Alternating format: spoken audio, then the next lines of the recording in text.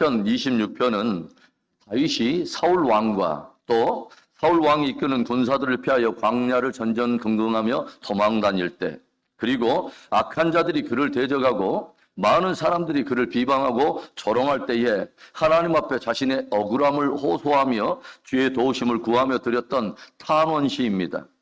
오늘 다윗은 하나님 앞에 외치고 있어요. 하나님이여 나를 판단하소서, 여호와여 나를 판단하소서.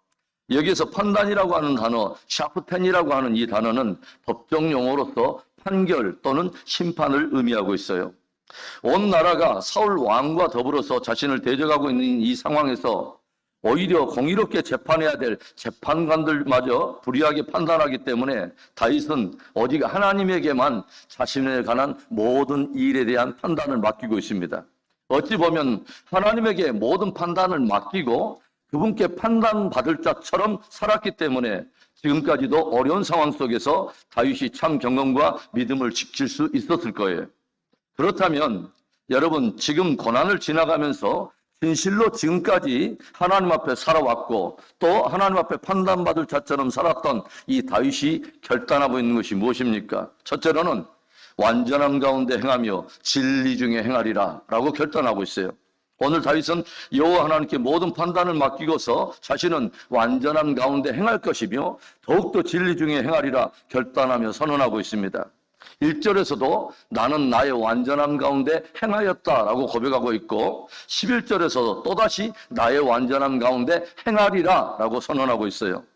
여기서 완전함이라고 하는 이 단어는 흠이 없는, 조금도 흠이 없는 완벽함을 의미하는 것은 아니에요. 바로 하나님과의 맺은 관계적인 측면에서 두 마음을 품지 않는, 그분을 향한 나뉘지 않는 바로 그 마음, 온전한 상태를 말하고 있고, 언약적인 측면에서 본다면 그분의 진리에 대해서 두 마음을 품지 않는, 그분의 진리에 대해서 나누지 않는 온전한 상태를 의미하는 것입니다. 다윗은 눈앞에 펼쳐지는 어려움과 불의가 득세해보는 불합리한 상황을 바라보면서도 오히려 그분을 향해, 하나님을 향해서 온 마음, 단마음, 한마음을 굳게 지키겠다고 다짐하고 있는 것입니다. 여러분, 그렇다면 우리가 어떻게 하나님을 향해서 온 마음과 단마음과 한마음을 지킬 수 있을까요? 그분이 말씀하시는 진리 중에 행하는 것입니다. 3절과 4절의 말씀, 주의 인자하심이 내 목전에 있나이다. 내가 주의 진리 중에 행하여 허망한 사람과 같이 앉지 아니하였사오니 간사한 자와 동행하지도 아니하리이다. 다윗은 불의한 상황 속에서 지금 억울함을 당하고 있지만 주의 진리 중에 행할 것을 굳게 다짐하고 있어요. 왜죠? 다윗은 주의 인자하심이 내 목전에 있나이다 라고 고백하고 있습니다. 한마디로 나는 주의 인자하심을 맛보았기 때문입니다. 나는 주의 인자하심, 주의 은혜를 알기 때문입니다. 그래서 주의 크신 은혜를 입었기 까닭에 더욱 진리 중에 행할 수밖에 없다고 하는 거죠.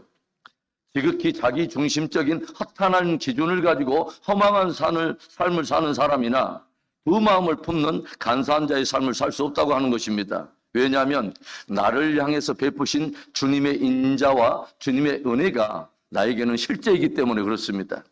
은혜가 실제이기 때문에 내 삶과 주께 드리는 신앙도 실제일 수밖에 없다고 하는 거죠. 여러분, 오늘도 모든 인생은 사실 부지 중에도 사실은 주님 앞에 서 있는 것입니다. 그리고 결국은 모든 인생들이 최후의 판단을 주님 앞에 받게 될 것입니다. 이것을 여러분은 아십니까? 여러분 정말 이것을 믿으신다면 우리는 불합리하고 불의한 세상 속에서도 다윗처럼 이렇게 결단할 수 있습니다. 내가 완전한 가운데 행하며 더욱 진리 중에 행하리이다. 이 위대한 결단이 저와 여러분 안에 견고해지기를 주의 이름으로 축원합니다. 진실로 지금까지 하나님 앞에 또 살았고 하나님 앞에 판단받을 자처럼 살아온 이 다윗이 고난 속에서 오늘 무엇을 다짐합니까? 두 번째로 행악자로부터 떠나 구별된 삶을 살리라 라고 결단하고 있어요.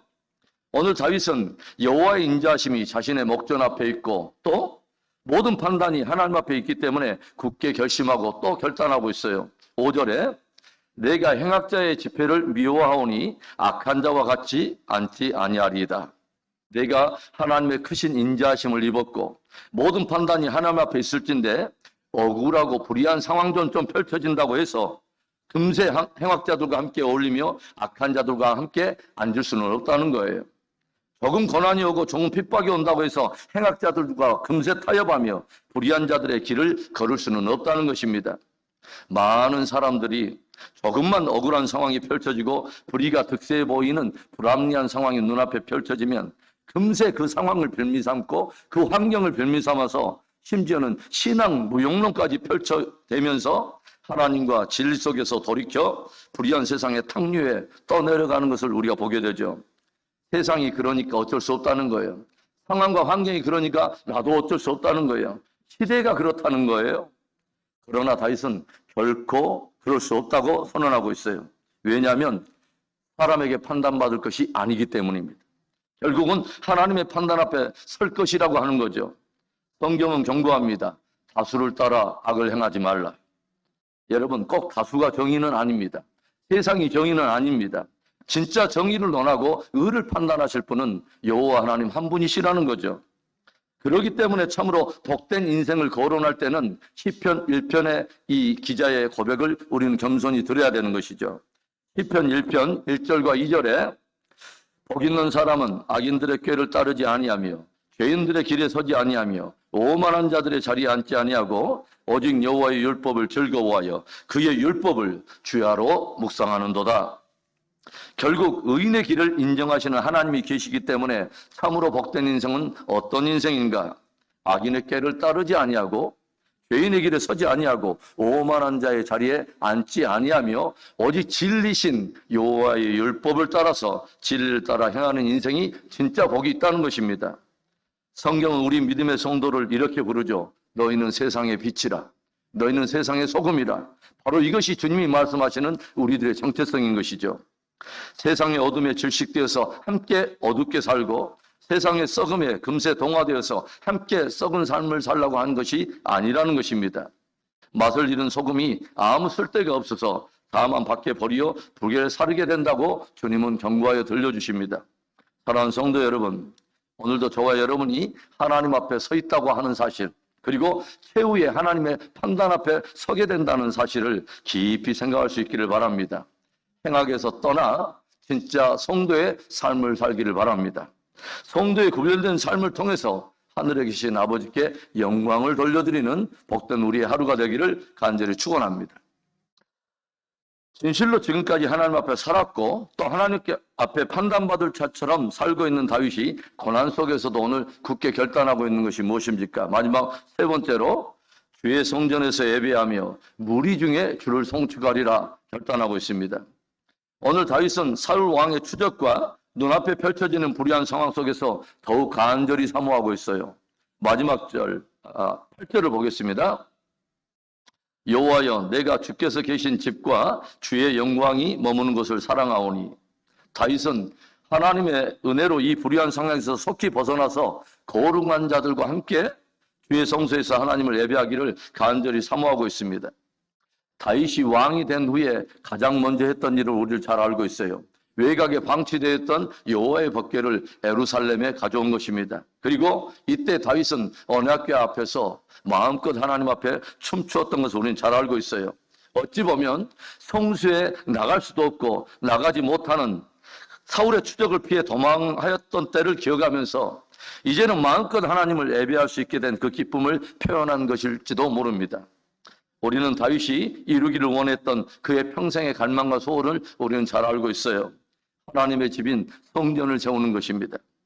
그냥 건물로서 성전을 짓는 것이 그의 목적이 아니었어요. 다윗은 하나님을 예배하기를 갈망했고 그분을 영광스럽게 높이는 것을 자기 인생의 최고의 기쁨으로 삼았다고 하는 거죠. 마지막 12절에 내 발이 평탄한 데 섰사오니 무리 가운데서 여호와를 송축하리이다.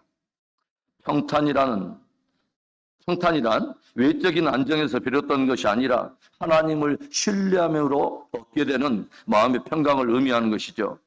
다윗은 불의한 상황이나 눈앞에 펼쳐지는 불합리한 일들 속에 뿌리를 내리는 것이 아니라 하나님 앞에 깊이 뿌리를 내리고 있기 때문에 환경과 상관없이 하나님을 예배하며 송축하리라 결단하며 또 선언하고 있는 것입니다.